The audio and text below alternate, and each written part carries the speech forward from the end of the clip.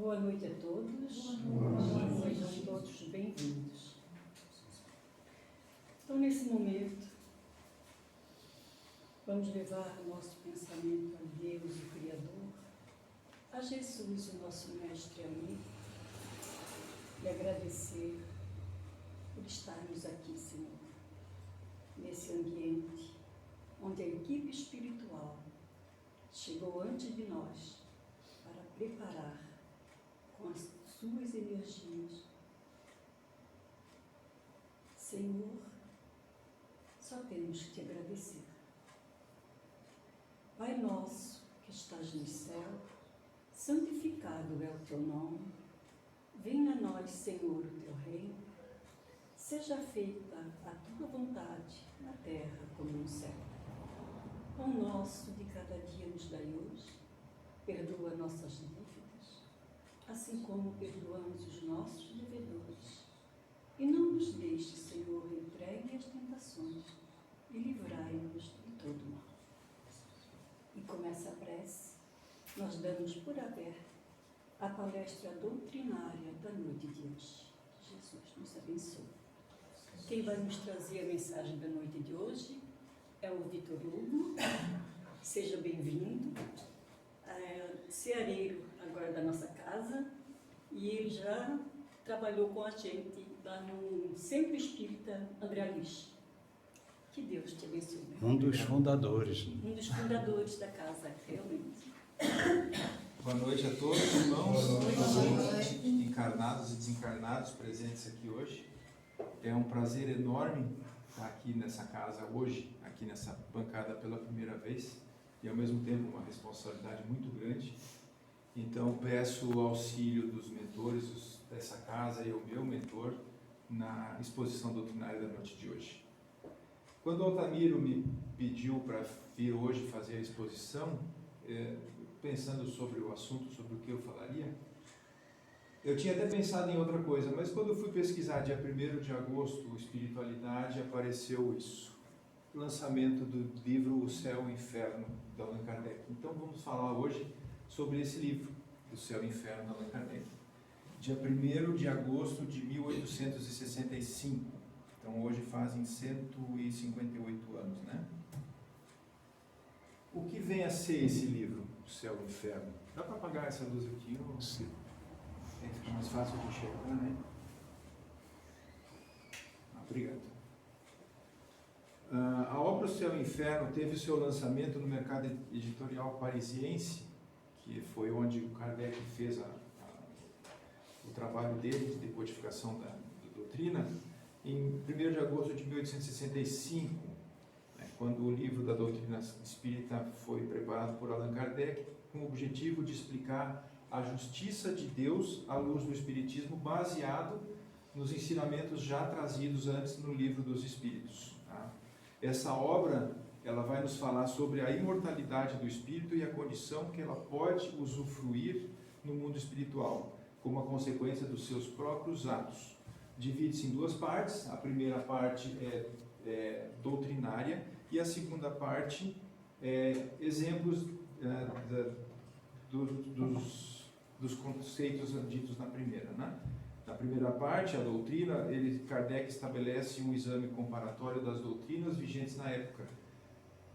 Fala sobre assuntos polêmicos que as outras doutrinas religiosas usavam como dogmas, como morte, como morte prematura de crianças, pessoas que já nascem com defeitos físicos e deficiências psicológicas graves, acidentes coletivos e toda uma gama de problemas que só pode ser explicada se a gente levar em consideração que o espírito não é só isso, que ele já veio de algum lugar e de que ele vai para algum lugar, né?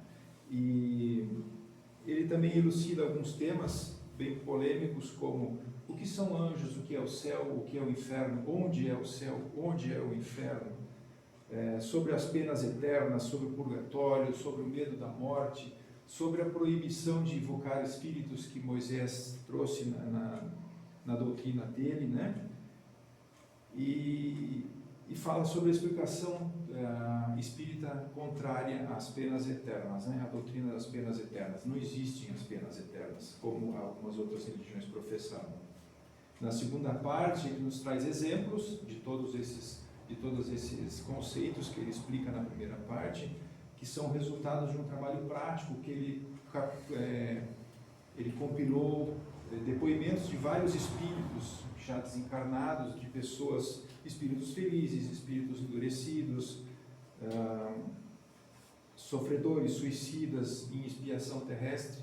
Então ele usou esses exemplos, esses depoimentos como exemplo na segunda parte do livro. Aí ele dá esse conceito em negrito no final aqui, uma frase que ele fala sobre o livro, que é: o universo é um vasto canteiro de obras, uns demolem, outros constroem.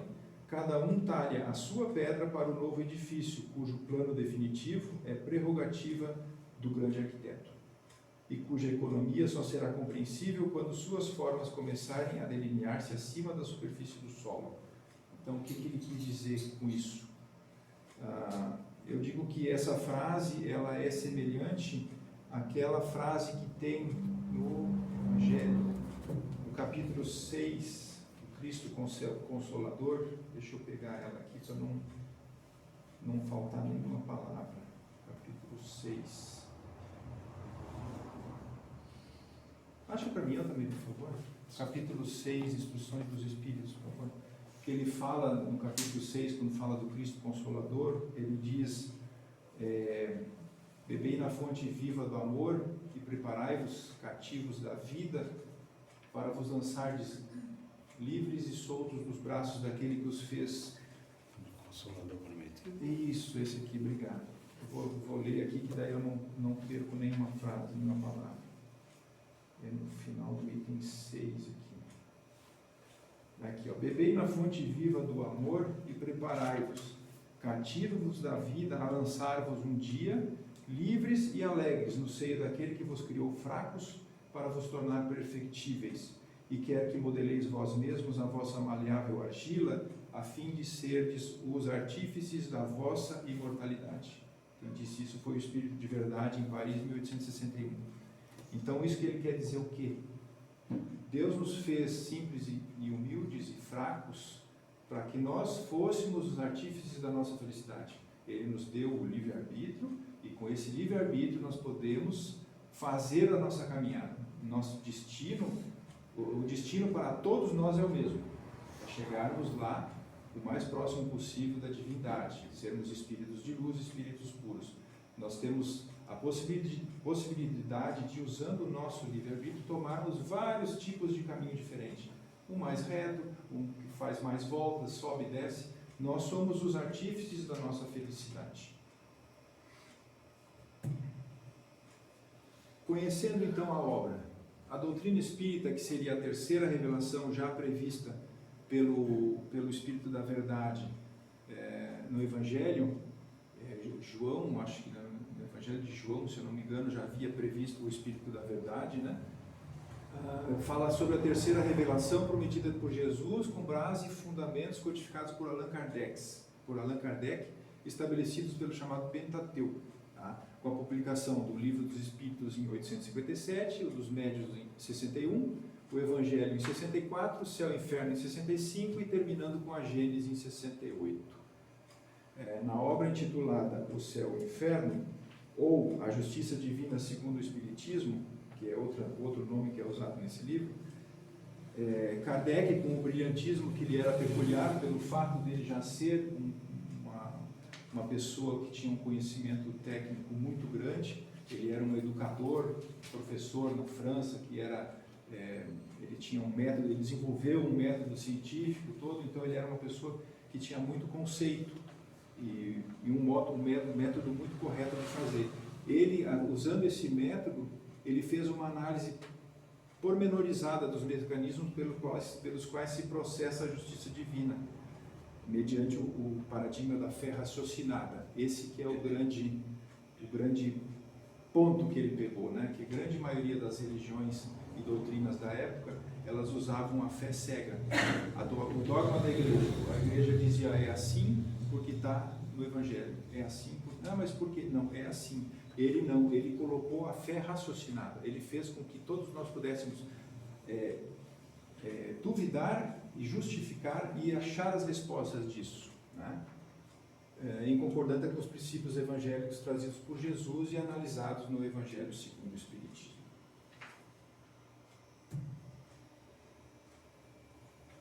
Duas coisas básicas da doutrina espírita, que são dois conceitos básicos, né, que são ponto facultativo, ponto decisivo, aliás, é a crença na sobrevivência do espírito à vida corpórea, né, que é uma das bases da doutrina, e o preceito de que a cada um segundo as suas obras. Coloca isso e coloca-nos a responsabilidade de que tudo que nós, todas as nossas atitudes, nós somos responsáveis por tudo que acontece na nossa vida. Tá? A obra expõe com brilhantismo e respeito a respeito das consequências e dos atos dos indivíduos durante e após a morte do corpo físico, a situação da alma, a sua condição no mundo espiritual, as condições do seu desencarne e as futuras encarnações e muitas outras coisas. Então ele coloca, em termos científicos e bem estruturados, uma maneira da gente avaliar a nossa conduta, as nossas atitudes, o que nós devemos fazer, o que nós não devemos fazer, para termos um caminho mais proveitoso possível para a nossa evolução. A própria obra traz na sequência um subtítulo que fala sobre o exame comparado das doutrinas, que fala sobre a passagem da vida corporal à vida espiritual. O que acontece nessa transição entre a nossa saída do corpo físico e a nossa chegada, ao nosso retorno à vida espiritual. Fala sobre as penalidades e recompensas futuras, que são consequências das nossas atitudes, do nosso livre-arbítrio, né?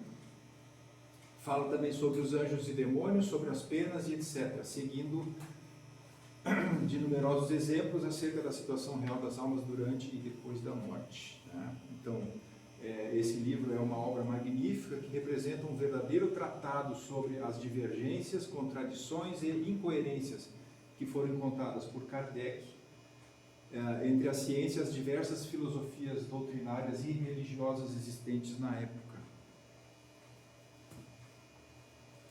Então, nessa conjuntura, essa obra foi dividida em duas partes, como a gente já tinha visto, né? Na primeira parte, a parte conceitual, doutrinária, onde ele fala sobre temas complexos de importância singular, como a visão de céu, inferno e purgatório, que aqui, por exemplo, essa imagem aqui é uma imagem da Capela Sistina, em Roma, né, no Vaticano, pintada por Michelangelo, onde ele mostra a visão da Igreja Católica, né, sobre o céu, o inferno e o purgatório. Então nós temos aqui o inferno, né, as pessoas sofrendo, o purgatório no meio do caminho e lá em cima o céu, né, que é o que as religiões falavam no início sobre essa questão do céu, inferno e purgatório. E outros conceitos, né, sobre culpas e dívidas e coisas, né, a intervenção dos demônios nas manifestações, a intervenção dos espíritos na nossa vida, a nossa intervenção no mundo dos espíritos, tudo isso é abordado na primeira parte do livro, na parte doutrinária. Na segunda parte, que ele vem fazer uma demonstração prática com exemplos. Então, tudo que ele expôs, ele trouxe na doutrina na primeira parte, na segunda parte ele vai trazer exemplos que vão iluminar cada um dessas doutrinas, explicar, né?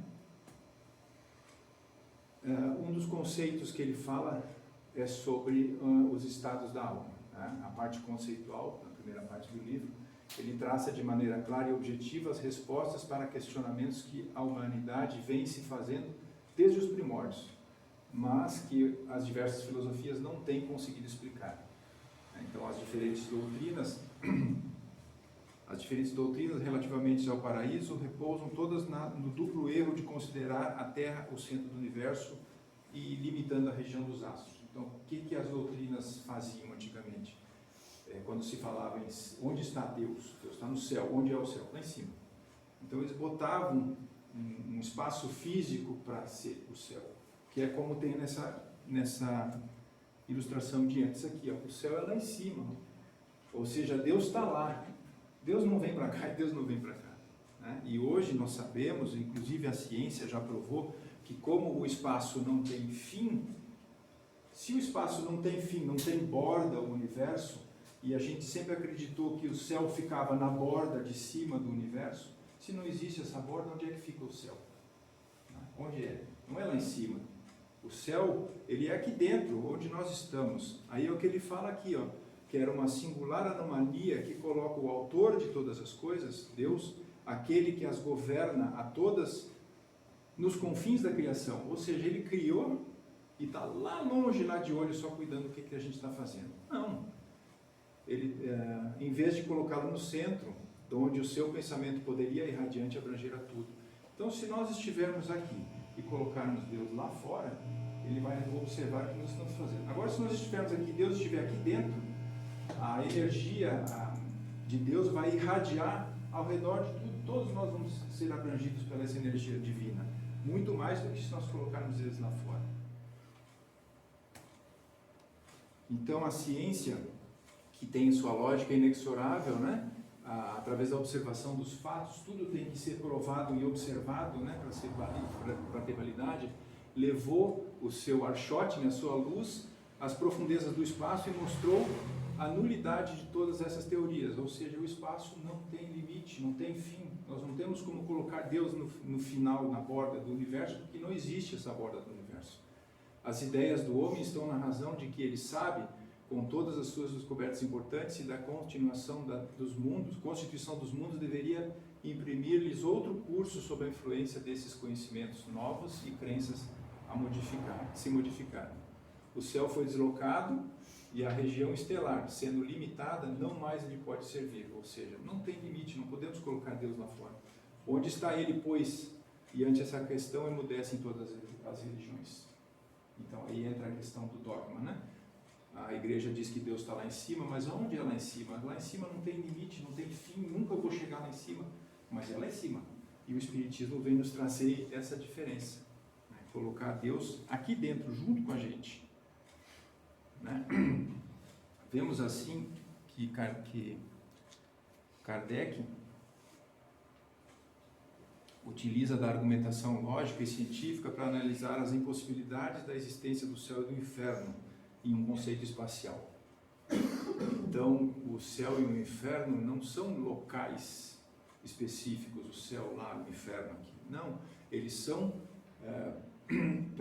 que seriam previamente estabelecidos por um Deus dualista. Não, eles são, na verdade, estados da alma. São níveis de consciência alcançados pelo espírito imortal no meio das experiências vividas ou mediante o aprendizado conquistado. Então, como que nós vamos estar no céu ou no inferno? Fazendo uso do nosso livre-arbítrio. Nós podemos, através das escolhas, das nossas atitudes, do nosso livre-arbítrio, estar no céu ou no inferno. Então, eles não são... Eu não vou estar no céu o tempo todo, no inferno o tempo todo. É um estado de espírito. Hoje eu posso estar me sentindo no céu, eu estou me sentindo ótimo. Amanhã eu estou me sentindo péssimo. Eu vou dizer que eu estou no inferno. Não, são estados de espírito.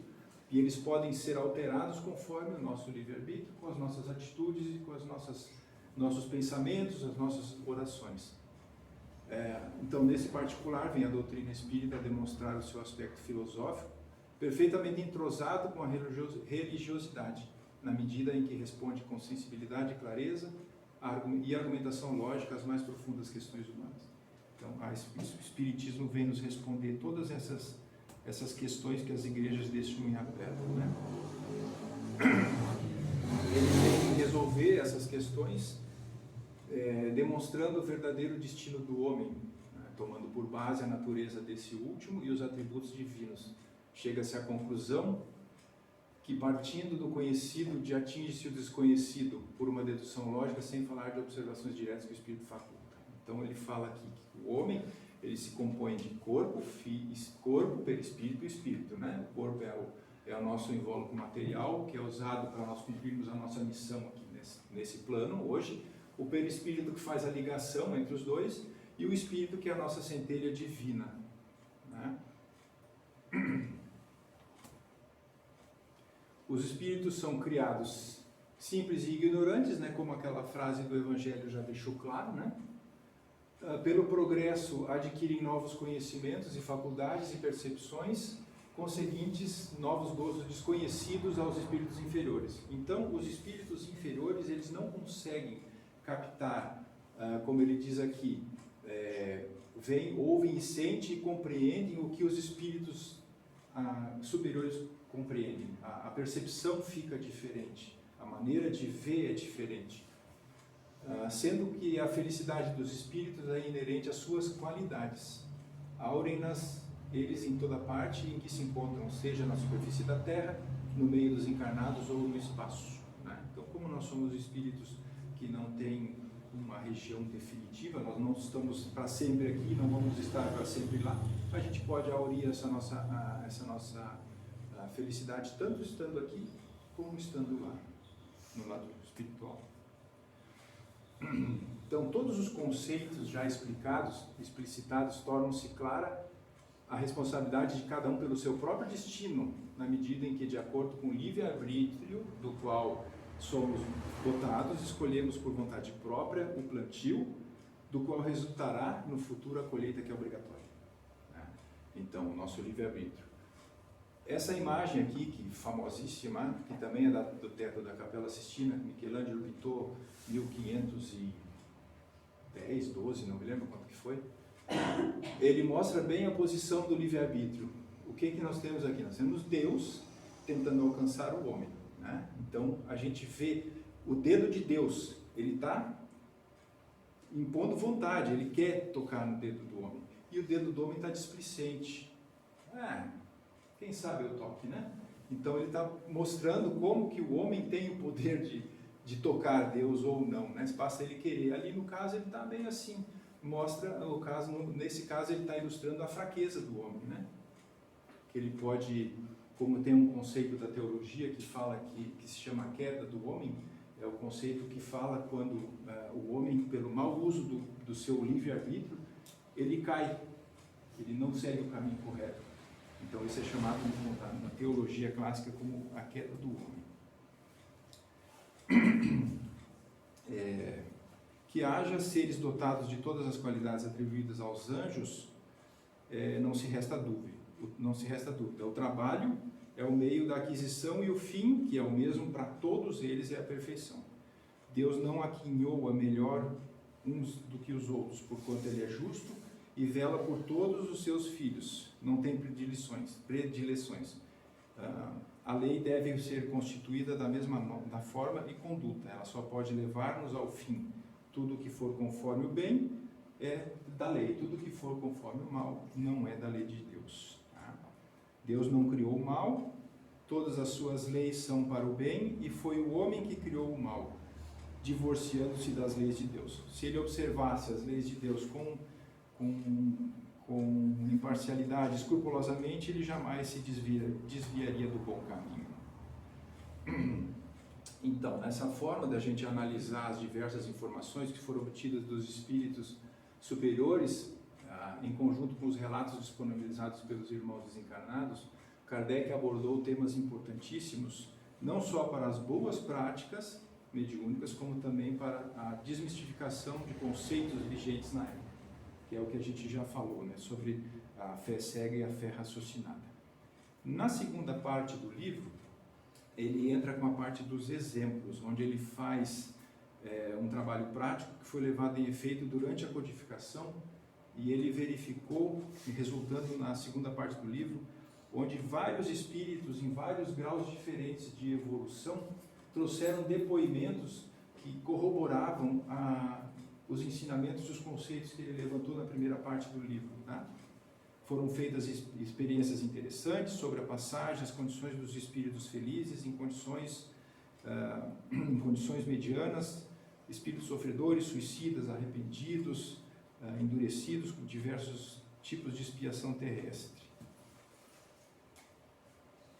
Esse espírito, Antoine Cousteau, ele deu esse depoimento no livro. Um dia, como eu, vendo a pátria dos espíritos, exclamareis: a morte é a vida, ou antes um sonho, espécie de pesadelo que dura o espaço de 1 minuto, e do qual despertamos para nos vermos rodeados de amigos que nos felicitam, ditosos por nos abraçarem.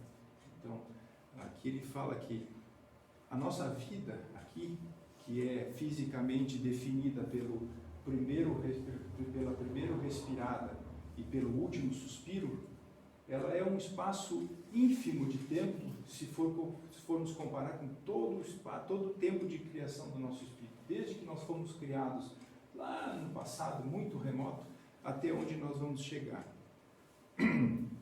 E que durante as reuniões da Sociedade Espírita de Paris, quando Kardec estava trabalhando na confecção desse livro, vários espíritos vieram se comunicar e dar testemunhos das coisas que ele vinha trabalhando, dos diversos conceitos.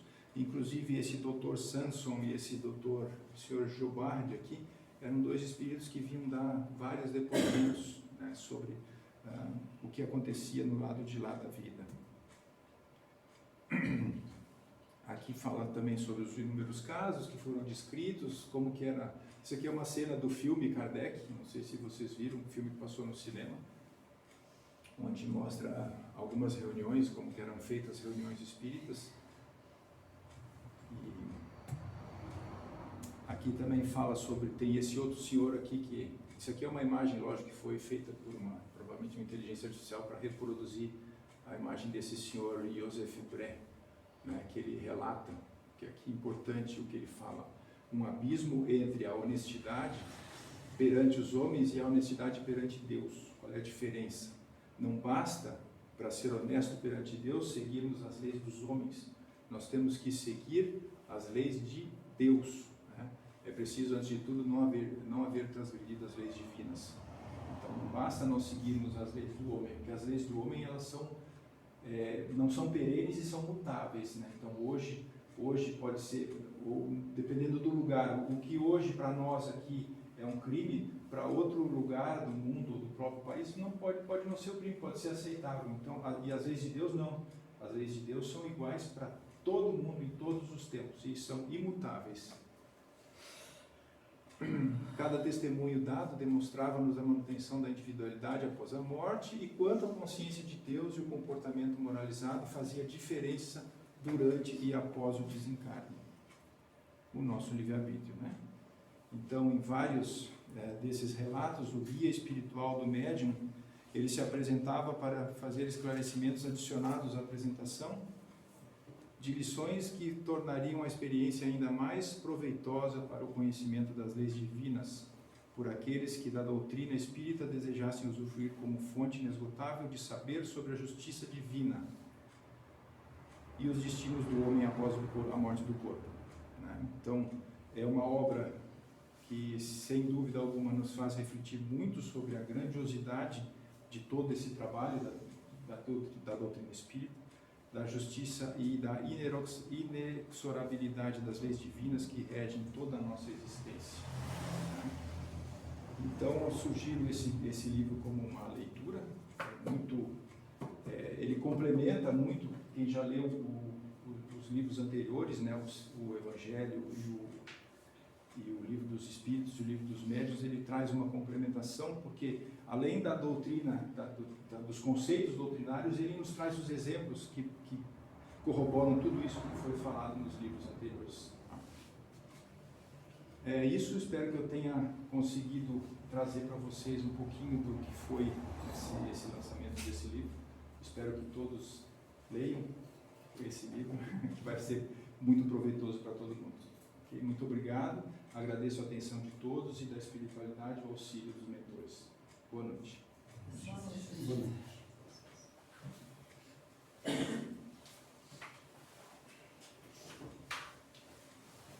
Obrigada pela mensagem da noite de hoje. Que Deus te abençoe sempre na tua exploração. Então, nesse momento, mais uma vez agradecemos a Deus e a Jesus, acalmando nossos pensamentos, nossos sentimentos, com essa harmonia, com essas energias desse ambiente. Mais uma vez, Senhor, obrigada por essa oportunidade de estarmos aqui. Pai nosso, que estás no céu, santificado é o teu nome.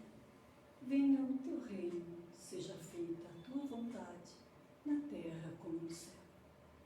pão nosso de cada dia nos dai hoje. Perdoa nossas dívidas, assim como perdoamos os nossos devedores.